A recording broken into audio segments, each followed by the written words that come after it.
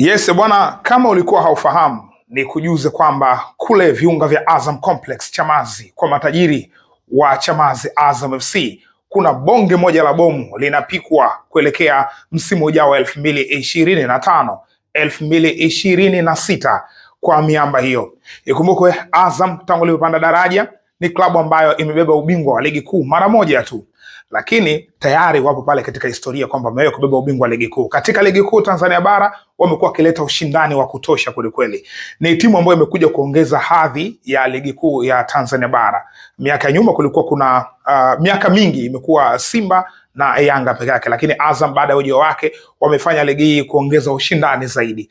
Sasa miamba hii kwa investment ambayo wameifanya kwenye miundombinu, investment ambayo wamekuwa wakifanya katika kila msimu kwenye eneo la squad kwa maana ya kikosi, bado hawajafanikiwa kufuzu michuano ya CAF kuingia hatua za makundi. Ndio ninachomaanisha kufuzu michuano ya CAF, wameshafuzu lakini wamekuwa wakitolewa katika hatua za awali.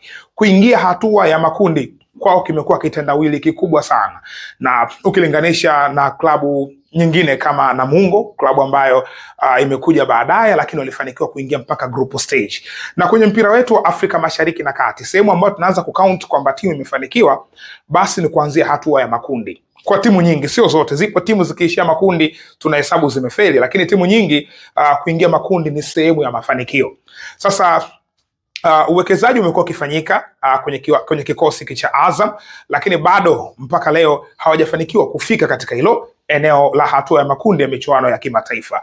Msimu ujao wa 2025 2026 25-26 Azam FC wanakuja kivingine, wamedhamiria kutaka kufanya vizuri kimataifa. Mara nyingi wamekuwa wakifanya hivyo, lakini this time around inaonekana mambo yanakwenda kubadilika. Eneo la kwanza ambalo wanakwenda kuliboresha ni eneo la benchi la ufundi.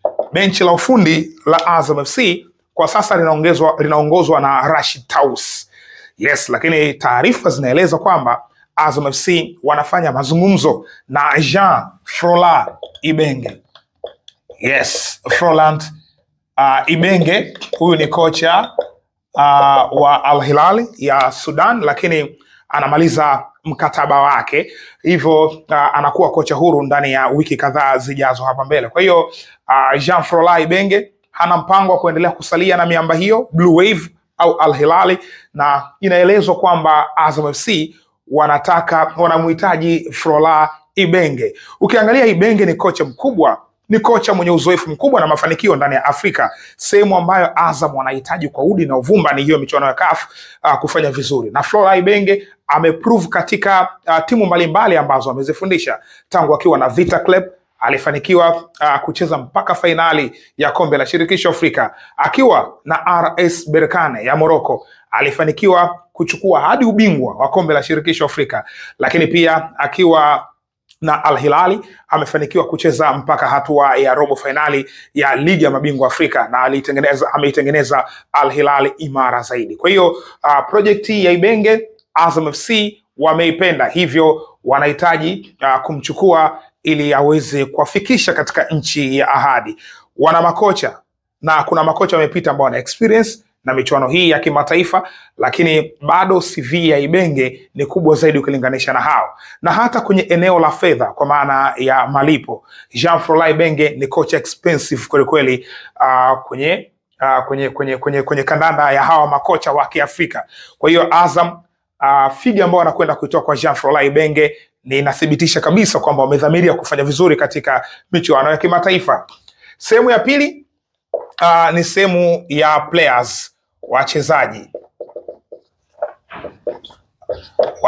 Hapo katika wachezaji kitu cha kwanza ambacho wapo nyota ambao wapo katika rada ya Azam na mambo yako vizuri mpaka sasa tunapozungumza, lakini msimu huu wa 2024-25 Azam walisajili nyota wengi tu, lakini baadhi yao wameshindwa kupenetrate kuingia kwenye kikosi moja kwa moja kwa sababu mbalimbali. Lakini kikubwa zaidi pengine wanaweza kuwapa muda, au kama kuna wachezaji wanaweza kupisha kwenye kikosi basi ni wao watakavyofanya mwishoni mwa msimu. But so far tunapozungumza Azam FC katika eneo la wachezaji, kitu cha kwanza ambacho wanapambana kweli kweli Azam ni kumbakisha Faisal Salum. Yes, ili ndo jambo kubwa zaidi, kwa sababu ni mchezaji ambaye promising, mchezaji ambaye ameonyesha uwezo mkubwa tangu alipojiunga na miamba hii, na kwenye historia yake, rekodi zake za kandanda tangu ameweza kucheza kandanda akiwa na Azam, ndo sehemu ambayo amekuwa na namba bora zaidi, unaweza kusema hivyo. Kwa hiyo Faisal ni chaguo la Azam kwa maana ya kumbakisha, lakini ni mchezaji ambaye anawindwa na klabu nyingi mbalimbali. Kwa hiyo wanachopambana sasa hivi ni kuendelea kutaka kumuongezea mkataba. Ikumbuka Faisal mkataba wake unaisha mwishoni mwa msimu huu wa 2025 2026. Wanambakisha Faisal kwa sababu ya daraja lake la ubora, ili awe miongoni mwa bidhaa zitakazowavusha kuwapeleka katika hatua ya makundi ya ligi ya michuano ya kombe la shirikisho Afrika. Mchezaji mwingine ambaye wanahusishwa naye ni Austin Odhiambo. Odhiambo ni kiungo wa kushambulia, lugha rahisi ni nambari 10. Huyu ni kiungo wa ushambuliaji kutoka kwenye kikosi cha Gor Mahia Kogalo ya kule Kenya. This season 10+ goals, lakini katika michuano, katika msimu uliopita kwa maana 2023 2024 ndo amekuwa most valuable player, yani MVP, mchezaji bora wa ligi kuu ya Kenya. Ni mchezaji nambari 10 ambaye amekuwa pia silaha nzuri katika kikosi cha Ben McCarthy, kocha wa timu ya taifa ya Kenya, the Harambee Stars. Kwa hiyo Austin Odhiambo ni nambari 10 ya Gor Mahia na ni mchezaji ambaye alitokea kwenye kikosi cha AFC Leopard, baadaye akaenda kujiunga na Gor. Kwa hiyo huyu ni mchezaji mwenye hilo daraja, mwenye huo ubora, ambaye ni mchezaji huru kwa sababu amemaliza mkataba wake na Kogalo Gor Mahia. Yes. Lakini mchezaji mwingine ambaye Azam FC wanahusishwa naye ni Aishi Manula. Aishi Manula, hili ni eneo la goalkeeping. Wanao magolikipa akiwemo Mohamed Mustafa, raia wa Sudani, wanaye Zuberi Foba ambao wamemtengeneza wenyewe pale, lakini hii ni miongoni mwa bidhaa yao Aishi Manula, ambaye baadaye walimtengeneza wenyewe, baadaye akaenda kujiunga na kikosi cha Simba akacheza kwa mafanikio makubwa, na kimsingi ni mchezaji ambaye tunapozungumza mambo yamekwenda vizuri kabisa, kwa maana ya mwishoni mwa msimu kuelekea msimu wa 2025-26 atakuwa kwenye viunga vya Azam Complex.